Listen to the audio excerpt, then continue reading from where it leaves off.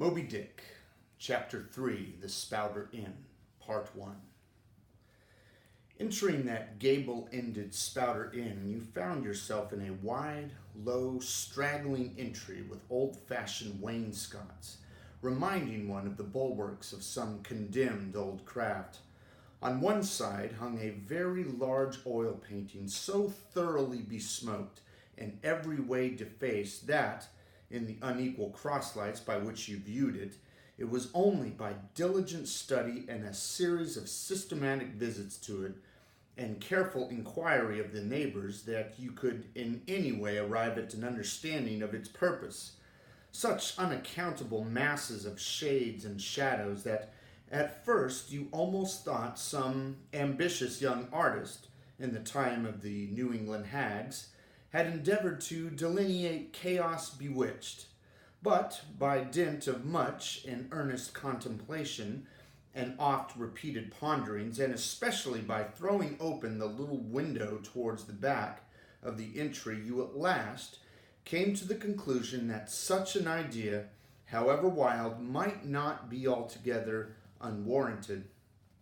But what most puzzled and confounded you was a long, limber, portentous black mass of something hovering in the center of the picture over three blue, dim, perpendicular lines floating in a nameless yeast. A boggy, soggy, squitchy picture truly, enough to drive a nervous man distracted, yet there was a sort of indefinite, half-attained, unimaginable sublimity about it that fairly froze you to it till you involuntarily took an oath with yourself to find out what that marvelous painting meant. Ever and anon a bright but, alas, deceptive idea would dart you through. It's the Black Sea in a midnight gale. It's the unnatural combat of the four primal elements. It's a blasted heath. It's a Hyperborean winter scene. It's the breaking up of the ice-bound stream of time. But at last, all these fancies yielded to that one portentous something in the picture's midst, that, once found out, and all the rest were plain. But stopped, does it not bear a faint resemblance to a gigantic fish, even the great Leviathan itself? In fact, the artist's design seemed this, a final theory of my own, partly based on the aggregated opinions of many aged persons with whom I conversed upon the subject. The picture represents a Cape Horner in a great hurricane, the half-foundered ship weltering there with its three dismantled masts alone visible, and an exasperated whale proposing to spring clean over the craft, is in the enormous act of impaling itself upon the three mastheads. The opposite wall of this entry was hung all over with a heathenish array of monstrous clubs and spears. Some were thickly set with glittering teeth resembling ivory saws. Others were tufted with knots of human hair, and one was sickle-shaped with a vast handle sweeping round like a segment made in the new-mown grass by a long-armed mower. You shuddered as you gazed and wondered what monstrous cannibal and savage could ever have gone at death harvesting with such a hacking, horrifying implement. Mixed with these were rusty old whaling lances and harpoons, all broken and deformed. Some were storied weapons. With this one long lance now wildly elbowed, 50 years ago did Nathan Swain kill 15 whales between a sunrise and a sunset, and that harpoon, so like a corkscrew now, was flung in Javan's seas and run away with by a whale, years afterwards slain off the Cape of Blanco, the original iron entering nigh the tail and, like a restless needle sojourning in the body of a man, traveled full 40 feet, and at last was found embedded in the hump. Crossing this dusky entry, and on through yon low arched way, cut through what in old times must have been a great central chimney with fireplaces all around, you enter the public room, a still duskier place is this, with such low, ponderous beams above and such old, wrinkled planks beneath that you would almost fancy you trod some old craft's cockpits, especially of such a howling night when this corner-anchored old ark rocked so furiously. On one side stood a long, low, shelf-like table covered with cracked glass cases filled with dusty rarities gathered from this wide world's remotest nooks. Projecting from the further angle of the room stands a dark-looking den, the bar, a rude attempt at a right whale's head. Be that how it may, there stands the vast arched bone of the whale's jaw, so wide a coach might almost drive beneath it. Within are shabby shelves ranged round by old decanters, bottles, flasks, and in those jaws of swift destruction, like another cursed Jonah, by which name indeed they called him, bustles a little withered old man who, for the money, dearly sells the sailors' deliriums and death. Abominable are the tumblers into which he pours his poison. Though true cylinders without, within the villainous green goggling glasses deceitfully tapered downwards to a cheating bottom. Parallel meridians rudely speckled into the glass surrounded these footpads goblets. Fill to this mark, and your charge is but a penny. To this, a penny more, and so on to the full glass, the Cape Horn measure, which you may gulp down for a shilling. Upon entering the place, I found a number of young seamen gathering about a table, examining by a dim light diverse specimens of scrimshander. I sought the landlord, and telling him I desired to be accommodated with a room, received for answer that his house was full, not a bed unoccupied. But avast, he added, tapping his forehead, you ain't no objections to sharing a harpooner's blanket, have ye? I suppose you're going a whaling, so you better get used to that sort of thing. I told him that I never liked to sleep two in a bed, that if I should ever do so, it would depend upon who the harpooner might be, and that if he, the landlord, really had no other place for me, and the harpooner was not decidedly objectionable, why, rather than wandering further about a strange town on so bitter a night, I would put up with the half of any decent man's blanket. I thought so. All right, take a seat. Supper? You want supper? Supper'll be ready directly. I sat down on an old wooden settle, carved all over like a bench on the battery. At one end, a ruminating tar was still further adorning it with his jackknife, stooping over and diligently working away at the space between his legs.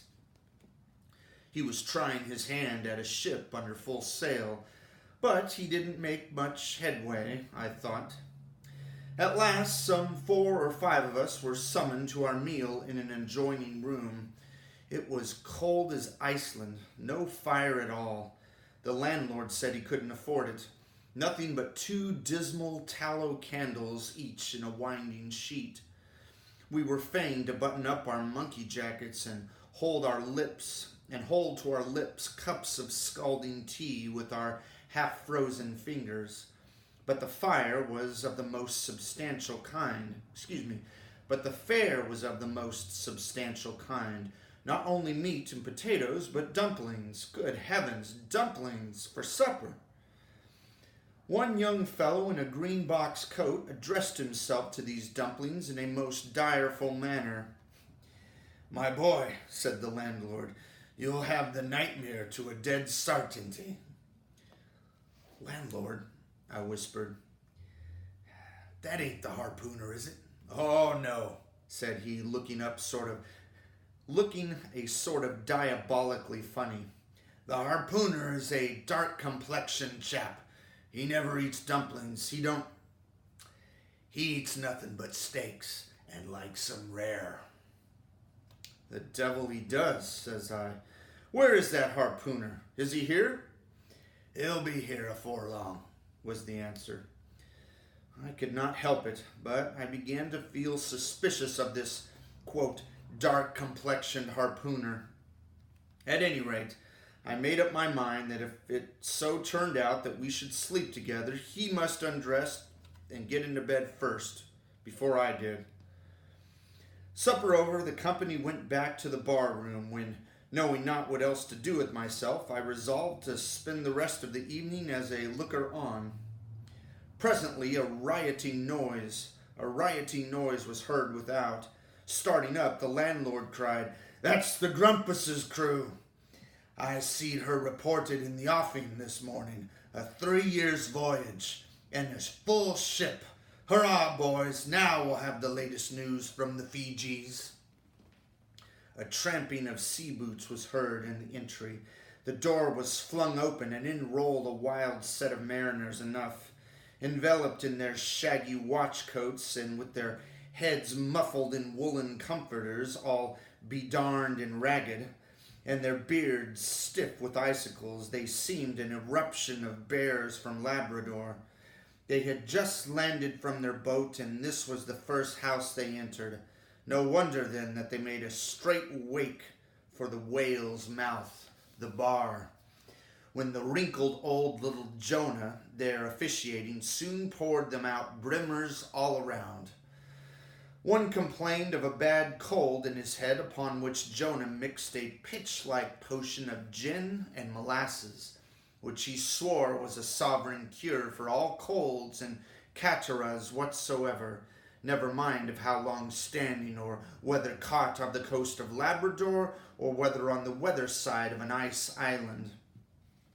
The liquor soon mounted into their heads, as it generally does, even with the errantest topers newly landed from sea, and they began capering about most obstreperously.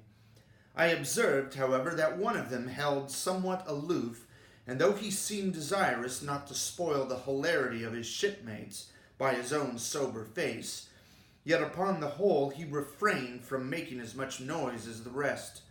This man interested me at once. And since the sea gods had ordained that he should soon become my shipmate, though but a sleeping partner one, so far as this narrative is concerned, I will here venture upon a little description of him. He stood full 6 feet in height, with noble shoulders and a chest like a cofferdam. I have seldom seen such brawn in a man. His face was deeply brown and burnt, making his white teeth dazzling by contrast, while in the deep shadows of his eyes floated some reminiscences that did not seem to give him much joy. His voice at once announced that he was a Southerner, and from his fine stature I thought he must be one of those tall mountaineers from the Alleghanian Ridge in Virginia. When the revelry of his companions had mounted to its height, this man slipped away unobserved, and I saw no more of him till he became my comrade on the sea. In a few minutes, however, he was missed by his shipmates, and being, it seems, for some reason a huge favorite with them, they raised a cry of, "Bulkington! Bulkington! Where's Bulkington?" and darted out of the house in pursuit of him. It was now about 9 o'clock, and the room seeming almost supernaturally quiet after those orgies, I began to congratulate myself upon a little plan that had occurred to me just previous to the entrance of the seamen. No man prefers to sleep two in a bed. In fact, you would a good deal rather not sleep with your own brother. I don't know how it is, but people like to be private when they are sleeping. And when it comes to sleeping with an unknown stranger in a strange inn in a strange town, and that stranger a harpooner, then your objections indefinitely multiply. Nor was there any earthly reason why I, as a sailor, should sleep two in a bed. more than anybody else, for sailors no more sleep two in a bed at sea than bachelor kings do ashore. To be sure, they all sleep together in one apartment, but you have your own hammock and cover yourself with your own blanket and sleep in your own skin. The more I pondered over this harpooner, the more I abominated the thought of sleeping with him. It was fair to presume that being a harpooner, his linen, or woolen as the case might be, would not be of the tidiest, certainly none of the finest. I began to twitch all over. Besides, it was getting late, and my decent harpooner ought to be home and going to bed, and going bedwards. Suppose now he should tumble in upon me at midnight. How could I tell from what vile hole he had been coming? Landlord, I've changed my mind. I've changed my mind about the harpooner. I shan't sleep with him. I'll try the bench here.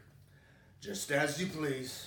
I'm sorry I can't spare ye a tablecloth for the mattress, and it's a plaguey rough board here. Feeling the knots and notches. But wait a bit, Strimshander. I've got a carpenter's plane there in the bar. Wait, I say, I'll make ye snug enough. So saying, he procured the plane, and with his old silk handkerchief, first dusting the bench, vigorously set to planing away at my bed, and while grinning like an ape, the shavings flew right and left, till at last the plane iron came bump against an indestructible knot. The landlord was near spraining his wrist, and I told him for heaven's sake to quit. The bed was soft enough to suit me, and I did not know how all the planing in the world would make eiderdown of a pine plank. So, gathering up the shavings with another grin and throwing them into the great stove in the middle of the room, he went about his business and left me in a brown study. I now took the measure of the bench and found that it was a foot too short, but that could be remedied with a chair. But it was a foot too narrow, and the other bench in the room was about 4 inches higher than the planed one. So there was no yoking them. I then placed the first bench lengthwise along the only clear space against the wall, leaving a little interval between for my back to settle down in. But I soon found that there came such a draught of cold air over me from under the sill of the window that this plan would never do at all, especially as another current from the rickety door met the one from the window, and both together formed a series of small whirlwinds in the immediate vicinity of the spot where I had thought to spend the night. The devil fetch that harpooner, thought I, but stop! Couldn't I steal a march on him, bolt his door inside, and jump into his bed, not to be awakened by the most violent knockings? It seemed no bad idea. But upon second thought, I dismissed it. For who could tell but what the next morning, as soon as I popped out of the room, the harpooner might be standing in the entry, all ready to knock me down. Still, looking round me and seeing no possible chance of spending a sufferable night, unless in some other person's bed, I began to think that, after all, I might be cherishing unwarrantable prejudices against this unknown harpooner. Thinks I, I'll wait a while. He must be dropping in before long. I'll have a good look at him then, and perhaps we may become jolly good bedfellows after all. There is no telling.